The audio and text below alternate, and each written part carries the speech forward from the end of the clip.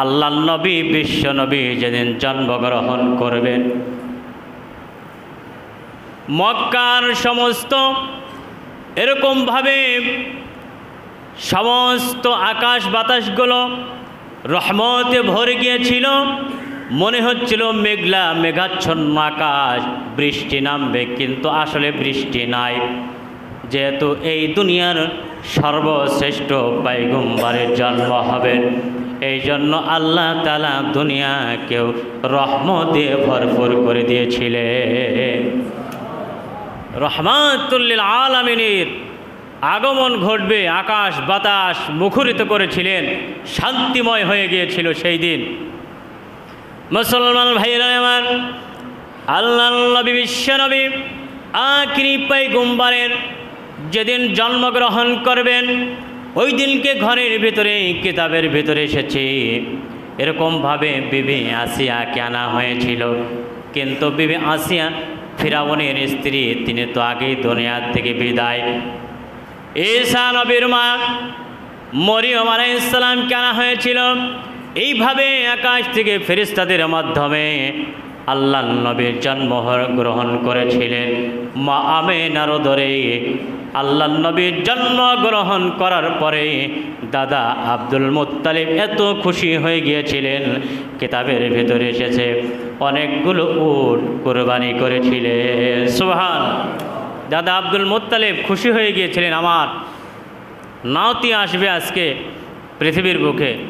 মুসলমান ভাইরা আমার, নবীজি আমার জন্মগ্রহণ করার পর এমন কিছু আলামত দেখা গিয়েছিল, যে আলামতগুলো ঈসা নবীর কিতাবের ভিতরে এসেছিল, মুসা নবীর কিতাব, দাউদ আলাইহিস সালামের কিতাবের ভিতরে সবগুলো বর্ণনা করা হয়েছিল।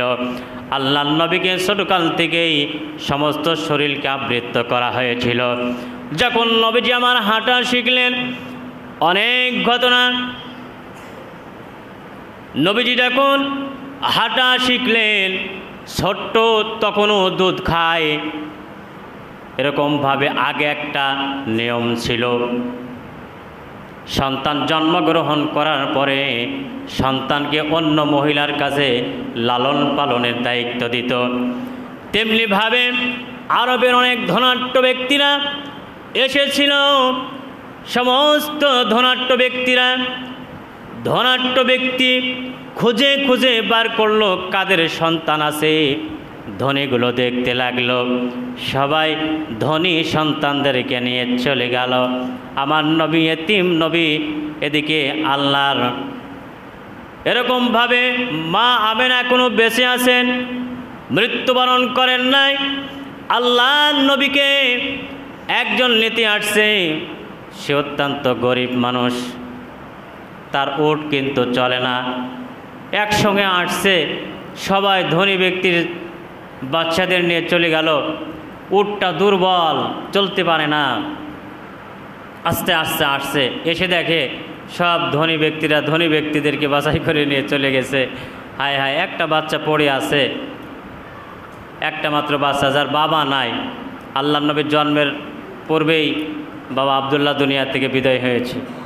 মুসলমান ভাইরা আমার, স্বামী স্ত্রী আলোচনা করছে, কোনো বাচ্চা এখানে নাই, খালি হাতে ফিরে যাব, তার থেকেও এ বাচ্চাটাকে নেওয়া ভালো।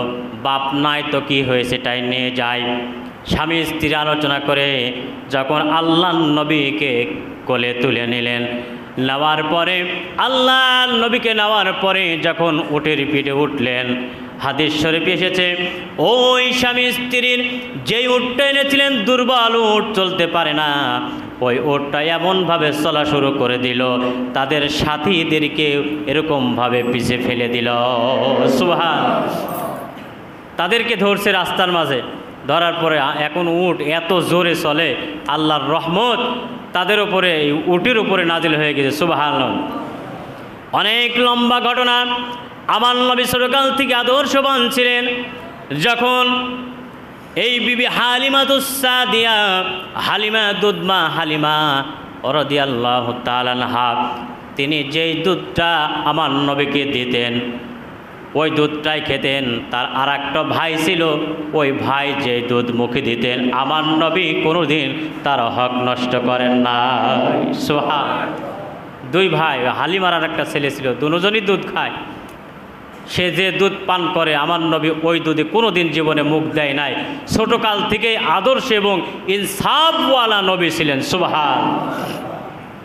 মুসলমান ভাইরা মানে হলো মিলাদুন নবী, নবীজির আদর্শ। নবীজির জন্ম হয়েছিল রবিউল আউয়াল মাসে, কিন্তু নবীজি যখন 63 বছর জিন্দেগিতে দুনিয়া থেকে বিদায় নেবেন, ইন্তেকাল করবেন, ওই মাসটা ছিল রবিউল আউয়াল মাস, সোমবারের দিন।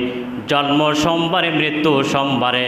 আমার নবী ইন্তেকালের পূর্বে সর্বপ্রথম নবীজি 5-6 দিন আগে অসুস্থ হয়ে গেলেন। সর্বপ্রথম নবীজির রোগ হয়েছিলেন মাথা ব্যথার রোগ। মাথা ব্যথা থেকে শুরু, রোগ আস্তে আস্তে বাড়তে লাগলো।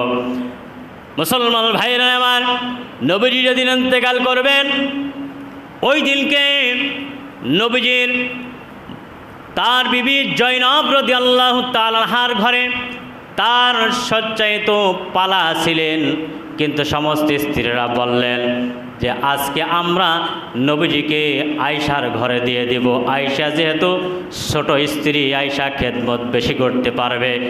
আমার নবীজিকে আয়েশার ঘরে দেওয়া হলো। আয়েশা রাদিয়াল্লাহু তাআলা আনহা এরকমভাবে হেলান দিয়ে নবীজির খেদমত করতেছেন। এমন সময় মসজিদে নামাজের টাইম হয়ে গেছে। আবু বকর, ওমর, ওসমান সমস্ত সাহাবীরা আমার নবীর জন্য অপেক্ষা করতেছেন। আমার নবী আসবেন, নামাজ পড়াবেন, ইমামতি করবেন। একটু পরে একবার হুশ, একবার বেহুশ হয়ে যায়। আল্লাহর নবী হুশ ফিরে এলো। আয়েশা বললেন, ইয়া রাসূলুল্লাহ, নামাজের টাইম হয়ে গেছে, আপনার জন্য অপেক্ষা করতেছে সাহাবীরা। নবীজি আমার আসলেন, আসার কথা শুনে সাহাবায়ে কিরাম পিছন দিকে হটতে লাগলেন। নবীজি হাত দিয়ে বললেন, তোমরা যার যার জায়গায় থামো। আবু বকর ইমামতি দাঁড়িয়েছেন। আবু বকর টের পাইলেন নবীজি আমার মসজিদে আসলেন। আবু বকর পিছনে আসতে চাইলেন। আল্লাহর নবী হাত দিয়ে বললেন, আবু বকর তুমি নামাজ পড়াও। আবু বকর নামাজ পড়াছেন। আল্লাহর নবী ডান পাশে বসে আছেন, বসে বসে নামাজ পড়তেছেন। নামাজ শেষ করে নবীজি আমার আয়েশার ঘরে চলে গেলেন। যাওয়ার পরে একটু পরেই আল্লাহর নবীর সাকরাতুল মাউত, অনাকরাতুল মাউত, অর্থাৎ মৃত্যুর যন্ত্রণা আল্লাহর নবীর শুরু হয়ে গেছে। মুসলমান ভাইরা আমার, এমন সময় আজরাইল আলাইহিস সালাম আসলেন, আল্লাহর নবীকে সালাম দিলেন। ওই সময় মা ফাতিমা রাদিয়াল্লাহু তাআলা আনহা আমার নবীর কাছে ছিলেন। আমার নবী বললেন, মা তুমি এখন যাও, তোমার চাচা আসতেছে, তোমার চাচা আসতেছে, দরজাটা খুলে দাও। ফাতিমা রাদিয়াল্লাহু তাআলা আনহা দরজা খুলে দিলেন। আবার মনে করেন না যে আল্লাহর নবীর মৃত্যুর সময় আজরাইল অনুমতি নিয়েছেন নবীজির কাছে, আমাদের কাছে অনুমতি নেবে, এটা মনে করেন না। নেবে নাকি? হ্যাঁ, আমার কাছে অনুমতি নেবে না। আমি যত বড় হুজুরই হোক, মক্কার ইমামও হোক, তারপর আজরাইল কবে না যে তোমার মৃত্যু হবে, তুমি কি বলো, অনুমতি চাই। শুধু একমাত্র পৃথিবীর আমার নবীর কাছে আজরাইল অনুমতি চেয়েছিলেন। সুবহানাল্লাহ। পৃথিবীর একজন ব্যক্তির কাছে আজরাইল দরজা টক টক করছে। নবীজি বললেন, জিবরিল আমিন এসে বললেন, ইয়া রাসূলুল্লাহ আপনি মৌত চান কিনা? কয় আমি মৌত চাই। কয় আজরাইল এসেছে। আমার নবী ফাতেমাকে বললেন, ফাতেমা আজরাইল এসেছে, দরজা খুলে দাও। আজরাইল বললেন না, বলে তোমার চাচা এসেছে, দরজা খুলে দাও। ফাতেমা দরজা খুলে দিয়ে দেখে যে এরকম ব্যক্তি মক্কাতে জীবনে কোনোদিন দেখি নাই। ফাতেমা বললেন, আব্বাজান আপনি বললেন আমার চাচা এসেছে, যে লোকটা এসেছে এই লোকটাকে এক ঝলক দেখলাম, জীবনে কোনোদিন মক্কাতে দেখি নাই। সুবহানাল্লাহ। নবীজি আমার বললেন, আম্মা এই লোকটাকে দেখো না, সত্য কথা, এই লোকটা পৃথিবীর কেউ নাই, এই লোকটা হলো মালাকুল মউত আজরাইল, আমার জানটা কবজ করার জন্য আসতেছে, তুমি চলে যাও। ফাতেমা বেশি বেশি কান্নাকাটি করতেছেন, আমার বাবা দুনিয়ার থেকে বিদায় নেবে। আল্লাহর নবী ডাকলেন, ফাতেমা এদিকে আসো। আল্লাহর নবী ফাতেমাকে সান্ত্বনা দিয়ে বললেন, ফাতেমা আর কান্নাকাটি করো না, আমি ওয়াদা দিলাম কিয়ামতের ময়দানে আমি রসুল সর্বপ্রথম তোমার সঙ্গে দেখা করব। সুবহানাল্লাহ। কান্নাকাটি করুন, আমি রসুল ওয়াদা দিলাম সর্বপ্রথম তোমার সঙ্গে দেখা করব। সুবহানাল্লাহ। মুসলমান ভাইরা, ফাতেমা চলে গেলেন। আবার কাঁদতেছে ফাতেমা। আজরাইল এখনো জান কবজ করেন নাই। নবীজি আবার আমার ফাতেমাকে আবার ডাকলেন, ফাতেমা এদিকে আসো। ফাতেমা কান্নাকাটি করতেছে। আল্লাহর নবী বললেন, ফাতেমা আর কান্নার দরকার নাই, কান্নাকাটি করো না মা, আমি তোমাকে আর একটা সুসংবাদ দিচ্ছি। কিয়ামতের ময়দানে আল্লাহর জান্নাতের ভিতরে যতগুলো মহিলা থাকবে সমস্ত মহিলাদের সর্দারিনী তুমি ফাতেমা। সুবহান, তোমার সুসংবাদ দিলাম, সর্দারিনী হবে তুমি, মহিলাদের সর্দারিনী। ফাতেমা চলে গেলেন। একটু পরেই জান কবজ হয়ে গেল। মুসলমান ভাইরা আমার, নবীজির জানটা কবজ হয়ে গেল। এমন সময় সাহাবাই কিরাম কান্নাকাটি শুরু হয়ে গেল। পাখিদের কিচির মিচির শব্দগুলো বন্ধ হয়ে গেল। এরকমভাবে সারা মদিনায় স্তব্ধ হয়ে গেল। সাহাবীরা কাঁদতে কাঁদতে জারে জারা হয়ে গেল। হযরত বিলাল আজানের কথা ভুলে গেছে। ছোট্ট ছোট্ট বাচ্চারা মায়ের দুধ পান করার কথাও ভুলে গিয়েছে। এমনকি সমস্ত মহিলারা রান্না বান্নার কথাগুলো ভুলে গিয়েছে। আমার নবীজির বিয়োগ বেদনায় হযরত ওমর উন্মুক্ত তলোয়ার নিয়ে বলেন, যে ব্যক্তি বলবে আল্লাহর নবী ইন্তেকাল করেছে তার কল্লাটা আমি ওমরের দ্বিখণ্ডিত করে দেব। ওমর পাগল হয়ে গেছে। সাহাবীরা হযরতে আবু বকরের কাছে গেলেন, আবু বকর, নবীজির পরে তোমার স্থান, নবীজির জায়গায় তুমি ইমামতি করেছো, তুমি প্রথম খলিফা হবে। হযরত ওমর পাগল হয়ে গেছে, একটু বোঝাও। ওমর তো পাগল হয়ে গেছে, হয়তো কাকে কতল করে দিবে। হযরত আবু বকর রাদিয়াল্লাহু তাআলা আনহু ওমরের কাছে যেয়ে বললেন, ভাই ওমর, তুমি কি কোরআনের আয়াত পড়ো নাই? ওয়ামা মুহাম্মাদুন ইল্লা রাসূল কদ খালাত মিন ক্বাবলিহির রাসূল। আল্লাহ কোরআন আয়াত নাজিল করেছেন। নবীজি বলেন, আমি একজন মাত্র রসুল, আমার পূর্বেও আরও রসুল এসেছিল, তারাও দুনিয়া থেকে বিদায় হয়ে গেছে। সুবহানাল্লাহ। আবু বকর বললেন, ভাই ওমর, তুমি কি আয়াত পড়ো না? নবীজি বলেছেন, ওমা মুহাম্মাদুন ইল্লা রসুল, আমি একজন মাত্র রসুল। কদ খালাত মিন ক্বাবলিহির রসুল, আমার পূর্বে আরও অনেক নবী রসুল এসেছিল, তারা কি আছে? তারাও চলে গেছে, অর্থাৎ আমিও চলে যাব। এই কথা বলে আবু বকর ওমরকে সান্ত্বনা দিলেন। সোমবারে ফজরের পরে আল্লাহর নবী বিশ্বনবীর ইন্তেকাল হয়ে গেল। সাহাবায়ে কিরাম চিন্তা করতেছেন, কোথায় নবীজিকে দাফন দেব, নবীজির পরে কে খলিফা হবে, বিভিন্ন বিষয় নিয়ে আলোচনা করতেছে। আবু বকর, এমন সময় আবু বকর বললেন, আমার প্রাণের সাহাবীরা, নবীজির সাহাবীরা শোনো, আমি আল্লাহ রসুলের মুখে শুনেছি, নবী এবং রসুলদের যদি ইন্তেকাল হয়, যে জায়গায় ইন্তেকাল হয় সমস্ত নবী রসুলদেরকে ওই জায়গায় দাফন করা হয়। যেহেতু আমার নবী এই মদিনার পাশে হুজরাতে ইন্তেকাল করেছে, আমার ইচ্ছা নবীজিকে এই ঘরে দাফন করানো হোক। সুবহানাল্লাহ। আমার ইচ্ছে এই ঘরেই নবীজিকে দাফন করানো হোক। সমস্ত সাহাবীরা মেনে নিল। সোমবারে ফজরের পরে নবীজির ইন্তেকাল হয়েছে। সোমবার চলে গেল, মঙ্গলবার দিন চলে গেল। খিলাফত দায়িত্ব পালন করবে কে, খলিফা কে হবে? সবাই বলে আবু বকর, কিছু কিছু মানুষ বলে না আবু বকর না। এরকমভাবে 12 আনা লোক আবু বকরের সাপোর্ট দিলেন। শেষ পর্যন্ত সিদ্ধান্ত নিতে নিতে এরকম সবাই সিদ্ধান্ত আসলো, ঠিক আছে, আবু বকরকে নবীজির পরে প্রধানমন্ত্রী বানানো হবে। আবু বকরকে বানানো হবে প্রধানমন্ত্রী, মদিনার প্রধানমন্ত্রী, খলিফাতুল মুসলিমিন, আমিরুল মুমিনিন। সবাই আবু বকরের সাপোর্ট দিলেন। যখন সাপোর্ট দিলেন, সিদ্ধান্ত নিতে নিতে সোমবার ফজরের পরে ইন্তেকাল করেছেন। সোম গেল, মঙ্গলবার দিবাগত রাত্রে, শেষ রাত্রে, অর্থাৎ রাত্রের অর্ধেকের পরে ফজরের আগ মুহূর্তে, যেটাকে বলা হয় বুধবারের দিন, বুধবারের দিন আল্লাহর রসুলকে দাফন করানো হলো। সুবহান। 2 দিন রাখা হয়েছিল। মুসলমান ভাইরা আমার, নবীর ইন্তেকালের পরে এক একজন সাহাবী আসলেন, দলে দলে নবীজির জানাজা পড়ে যাচ্ছেন। নবীজির জানাজা হয়েছিল, কিন্তু জানাজা আমাদের মতো হয় নাই। নবীজির জানাজার কোনো ইমাম হয় নাই, কারণ আমার নবী বিশ্ব নবী ইমাম ছিলেন, ইমামুল মুরসালিন। খাতামুন নবিয়্যিন আখিরি পয়গম্বর, তিনার জানাজায় ইমামতির দায়িত্ব কেউ শোভা পায় না। এই জন্য সাহাবায়ে কিরাম দলে দলে আসছেন আল্লাহর নবীর জানাজা ইনফিরাদিভাবে একা একাই দোয়া করে সবাই চলে যাচ্ছে। সুবহানাল্লাহ। নবীজির জানাজা আমরা যেভাবে জানাজা পড়ি এইভাবে নবীজির জানাজা হয় নাই, কিন্তু নবীজি সাহাবীদের জানাজা পড়িয়েছেন, কিন্তু নবীজির জানাজার ইমাম কেউ হন নাই। যারা আসছে একে একে এইভাবে সবাই দোয়া করে চলে যাচ্ছে। জানাজার অর্থকে দোয়া, দোয়া করে করে চলে যাচ্ছে। আমার ভাইরা, মুসলমান ভাইরা, এই যে নবীজির ইন্তেকাল, নবীজির যে বিয়োগ বেদনা, এইটা সারা বিশ্বের জন্য একটা বেদনাদায়ক হয়ে গিয়েছিল। ওই সময় সমস্ত ছোট বাচ্চারা পর্যন্ত তাদের ক্ষুধা পর্যন্ত বন্ধ হয়ে গেছে। মায়ের বুকের দুধ খাবে, বাচ্চারা পর্যন্ত দুধ খাওয়া বন্ধ করে দিয়েছে।